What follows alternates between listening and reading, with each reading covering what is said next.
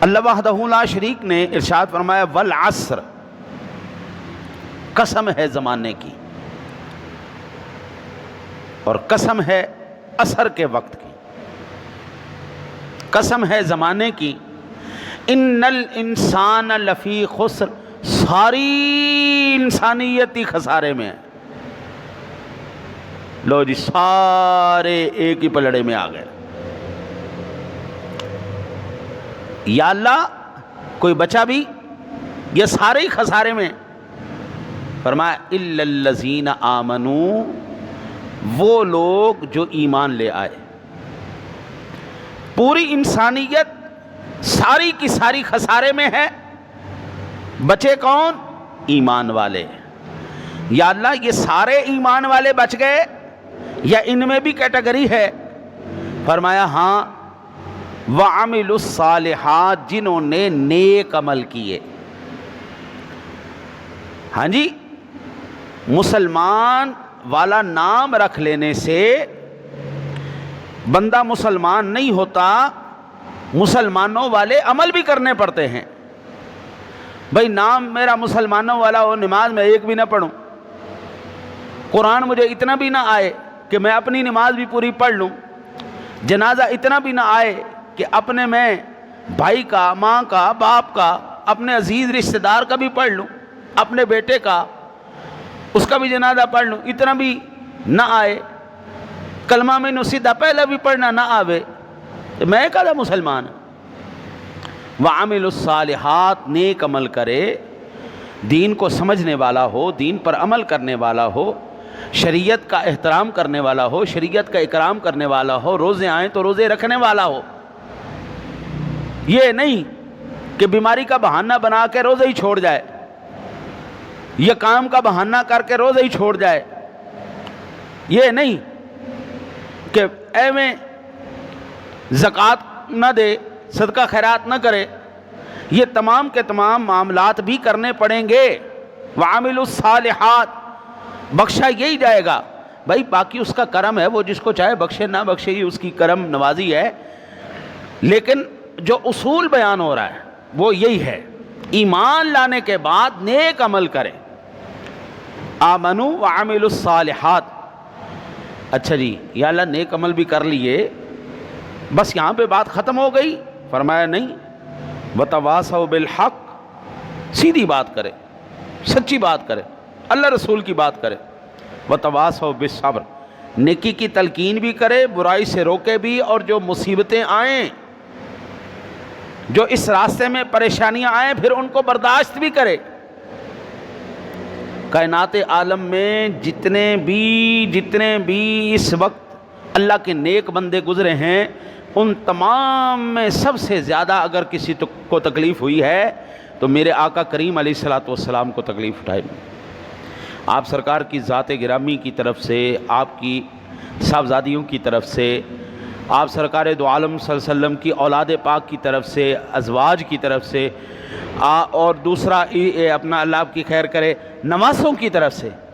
کربلا آج تک نہیں سنتی دنیا، صدیاں گزر گئیں، 14 صدیاں گزر گئیں، یہ ساری تکلیفیں ہی ہیں نا جی، جو سرکار دو جہاں صلی اللہ علیہ وسلم آپ سرکار کی ازواج پر تہمت لگائی گی، بری سی بری تہمت لگائی گی، اللہ نے پھر ان کی پاکی اور ان کی طہارت اور ان کی پاک دامنی بیان کی۔ اسی طرح اصحاب کو تکلیف نہیں دی گئی، حضور کے اصحاب، حضور کی اپنی ذات ہو، سب سے مشکل ترین وقت آپ سرکار دو عالم صلی اللہ علیہ وسلم پر طائف کے میدان میں آیا۔ پھر آپ اسی طرح دیکھتے چلے جائیں، آج تک حضور کے چاہنے والے مسلمان ہی رگڑے کے اندر ہیں، اور آپ کو کوئی دوسرا رگڑے میں نظر نہیں آئے گا۔ فلسطین میں دیکھ لیں آپ، کشمیر میں دیکھ لیں آپ، بوسنیا میں، چیچنیا میں، جدھر بھی آپ، ہندوستان میں، چائنا میں، پاکستان میں، جدھر بھی آپ دیکھیں گے آپ کو مسلمان رگڑے میں نظر آئے گا، اور کوئی رگڑے میں نظر نہیں آئے گا۔ کہیں سنا ہے عیسائی آبادی کو اڑا دیا، عیسائیوں پر ظلم ہو رہا ہے، یہودیوں پر ظلم؟ بلکہ ہمیشہ یہی سنتے ہیں عیسائی اور یہودی مل کر، ہندو، سکھ ساری قومیں مل کر مسلمان پر تشدد کر رہی ہیں، مسلمانوں پر ظلم و ستم کر رہی ہیں، مسلمانوں کے بچوں کو کاٹ رہی ہیں، مسلمانوں کی خواتین کو جلا رہے ہیں۔ یہ ساری کی ساری تکلیفیں آج تک حضور کی امت پر ہی آ رہی ہیں۔ تو ایمان سے بتاؤ، جب کوئی امتی تکلیف میں ہو، نبی کو نہیں پتہ چلتا؟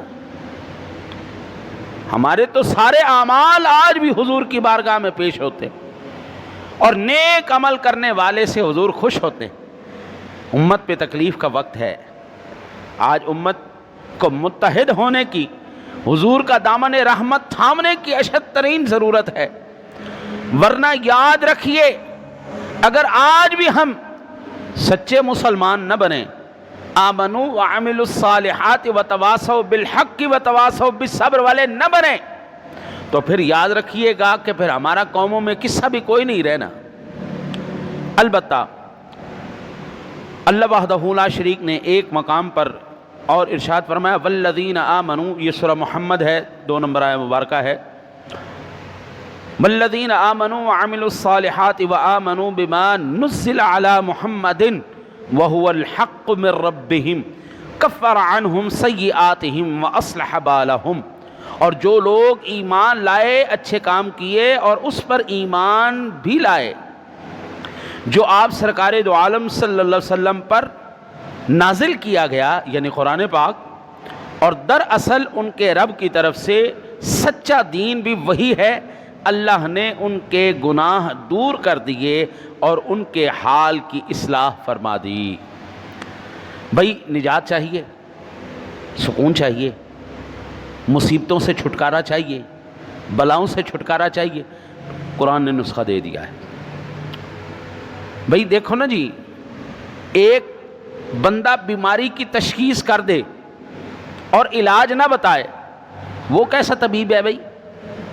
بھائی بیماری تو تو نے بتا دی، اب اس کا علاج بھی بتا نا۔ حضرت صاحب آپ کو ہارٹ اٹیک ہو گیا ہے، آپ کو دل کی بیماری ہے، ٹھیک ہے جی، اب اس کا حل کیا ہے؟ حل بھی بتاؤ۔ قرآن ایک واحد ایسا اللہ کا پاک کلام ہے جو بیماری کی تشخیص بھی کرتا ہے، اس کا علاج بھی دیتا ہے۔